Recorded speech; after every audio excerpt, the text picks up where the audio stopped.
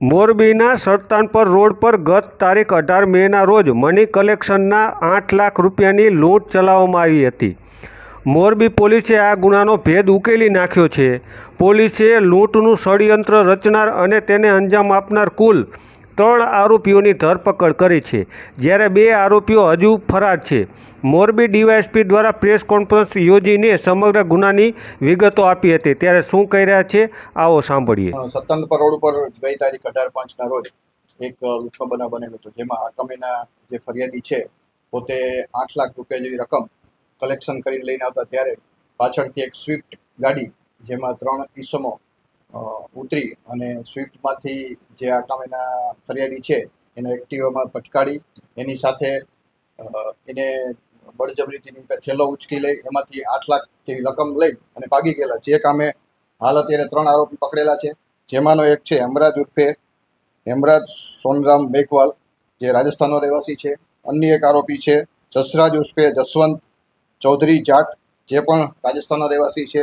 અને ત્રીજો આરોપી છે રિકેન ઉર્ફે ભૂદેવ સંજયભાઈ દવે, જે પણ લોકલ અહીંયા મોરબીનો રહેવાસી છે. આ ત્રણેય આરોપી પાસે અત્યારે રોકડ રકમ 1,55,000 રૂપિયા રિકવર કરેલ છે, તથા 3 મોબાઈલ કિંમત રૂપિયા 60,000નો મુદ્દામાલ રિકવર કરેલ છે. તથા આ કામે અન્ય જે આરોપી છે 2 આરોપી જેના નામ તપાસમાં ખુલ્યા છે એને પકડવાના બાકી છે. અન્ય મુદ્દામાલ પણ રિકવર કરવાનો બાકી છે, જેની તપાસ તાલુકા પીઆઈ ચલાવી રહ્યા છે. 3 છે એમનો એક ગાડી ચલાવતો પાછળ હતા, એક જણાએ રેકી કરેલી છે. એવી રીતના જુદા જુદા રોલ છે.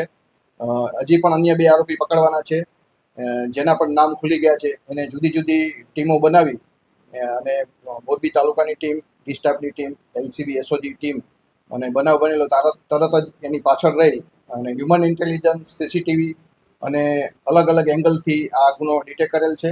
અને હજી 2 આરોપી છે એને પકડવાના બાકી છે. બંને આરોપી છે એમાં એક માંગીલાલ કરીને છે અને એક ધનારામ કરીને છે, જે 2 આરોપી પકડવાના બાકી છે. એ બંને પણ આ સાથે લૂંટમાં ભેગા જ હતા. બંનેને પકડવાના બાકી છે. આ લોકોએ તપાસ દરમિયાન એવી માહિતી મળેલ છે કે જે જગ્યાએથી કલેક્શનનું કામ કરે છે ફરિયાદી, એ ફરતા હોય, જે દુકાને જતા હોય ત્યાં પાછળ વોચ રાખી અને પૈસા નીકળે છે. એવી રીતના એને વોચ રાખી અને પછી જે માણસ છે એને ટીપ આપેલી હતી. એના આધારે જે જગ્યાએ નીકળો ત્યાં એવી અવાવરૂ જગ્યા છે, ત્યાં ટીટા સિરામિક છે, જ્યાં આજુબાજુમાં રિમોટ એરિયા છે સત્તાનપર રોડ ઉપર, ત્યાં જ વચ્ચે એની ગાડી એક્સિડન્ટમાં ભટકાડી અને પછી એની પાસેથી થેલો હતો લઈ લીધો હતો.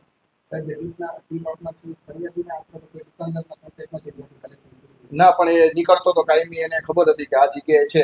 એ આજુબાજુમાં તે પોતે ધંધાકીય અને આ પણ સિરામિકમાં કામ કરવાવાળા છે આરોપીઓ, એટલે વિસ્તાર અને લોકેશનથી માહિતગાર હતા.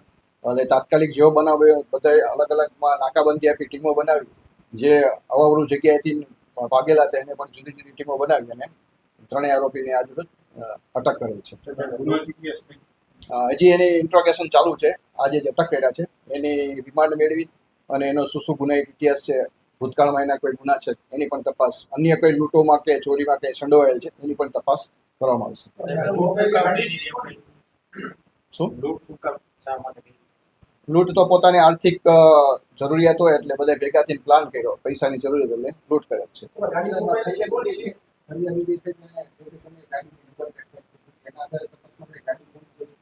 એની પણ તપાસ ચાલુ છે. જે ગાડી સ્વિફ્ટ ગાડી વપરાણી હતી એ ક્યાંની પાસિંગ છે અને નંબરો પણ એની પણ હજી તપાસ ચાલુ છે.